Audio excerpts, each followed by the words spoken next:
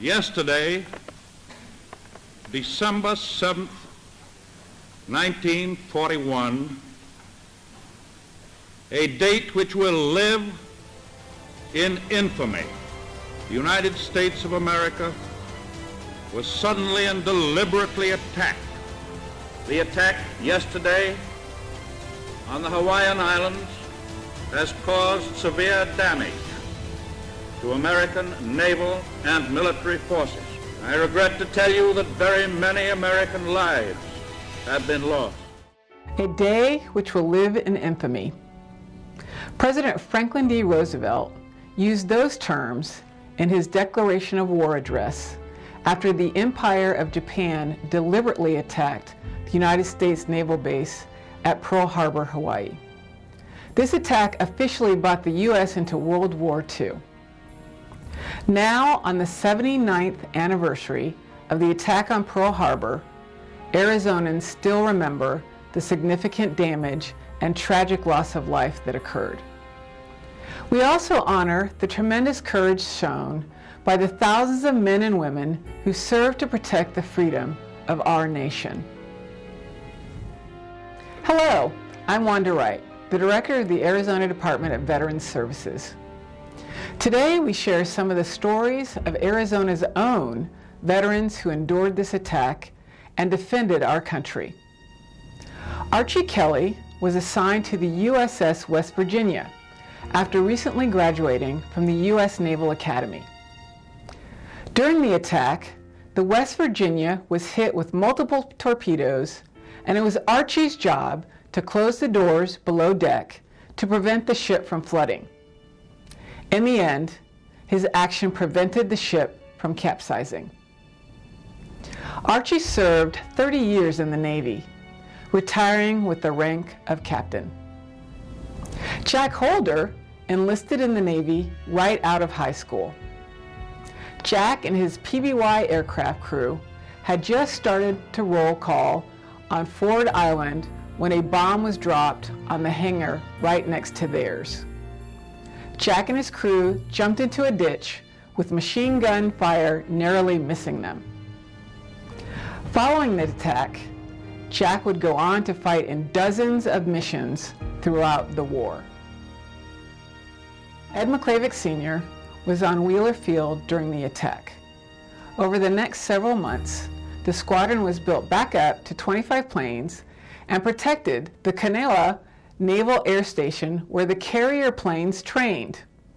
Following the attack at Pearl Harbor, Ed continued to serve in the Pacific. For the rest of this story, I'm honored to introduce you to Edward Mcclavick Sr. I took my brother and three good friends to the post office to enlist to come to Hawaii, and they were all ineligible. So when we were leaving, the recruiter said, "How about you?" And he got me. Well, I didn't intend to enlist, but I did. We were not employed, we didn't have jobs to go to learn anything. And I had 2 or 3 jobs at the time, part-time jobs, and so that's all we had. And it was Depression time, so you had not a lot to look forward to. Actually, the service did me a favor by taking me, and I appreciate it. How do you put it? All hell broke loose. One of the first bombs landed we had only 2 barracks. There were only 2 groups there. And the first bomb landed in the greenway behind our barracks and killed one of our members. Well, the objective, I think, was to get out of the barracks, figuring that it was unsafe if a bomb was hit. So we kind of all headed towards the non-commissioned officers' homes. They started across the street from the barracks. When I left the barracks and went past the non-commissioned officer home, it was hard to even run. I had no mobility. There were 2 attacks. The first attack took place, and then we all scattered, and then when we came back, and the second attack, which was very light, took place, and we had no problem with that one. And then the B-17s were coming in at the same time from the States and landing on Wheeler Field. It was a tough day, but it awakened a major country. Well, we worked harder. I think we worked 12-hour days for 10 days in a row, and then we had a day off. And we worked 12-hour days, 10 days, and a day off. That lasted until we went to Iwo Jima, and then it got worse. Well, we were on one airfield, the first airfield in the Marine struck. We went to support a Marine landing, and we were supposed to land D+4. We landed D+9. I was at Iwo Jima through the rest of the war until the day that the first atomic bomb was dropped, and I was leaving Iwo Jima. We went from Iwo Jima to Guam to, we ended up in Seattle. And we were the first ship to land after the war was over. It was a good learning curve, but I learned how to work with people, and that's what I did after I left the service. I started in Milwaukee, Wisconsin, and I traveled the whole country. And I was in every major city in the USA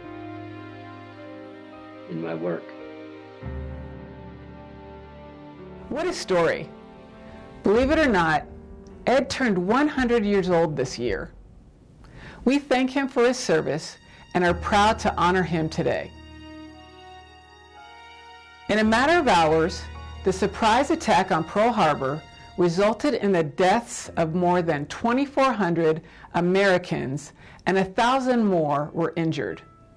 Among the lives lost were 2,335 members of the U.S. military and 68 civilians. I'd like to tell you about two of our heroes who are no longer with us. Marvin Riewertz served aboard the USS Thornton as a gunner's mate. Marvin continued to serve in the Navy, and just days before the war ended, his ship, the USS Berea, was hit by the last kamikaze plane to fly. Marvin received the Purple Heart for his service. After the war, Marvin and his family moved to Arizona. Marvin passed away in November 2018. Nelson G. Mitchell, Jr. served aboard the USS Jarvis during the attack. Nelson was the last African-American survivor of the attack on Pearl Harbor. His 8 years in the Navy helped pave the way for African Americans to serve without restriction in the United States Armed Services. He also proudly served 2 decades in the civil service at Luke Air Force Base. Nelson passed away in February 2018. Please join me in a moment of silence to remember the horrific events of December 7th, 1941. Pay tribute to the innocent victims and express gratitude to those who courageously responded in its aftermath.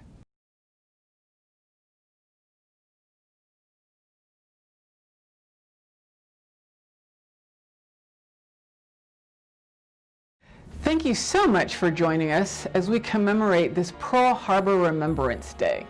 No matter how long it may take us to overcome this premeditated invasion, the American people in their righteous might will win through to absolute victory.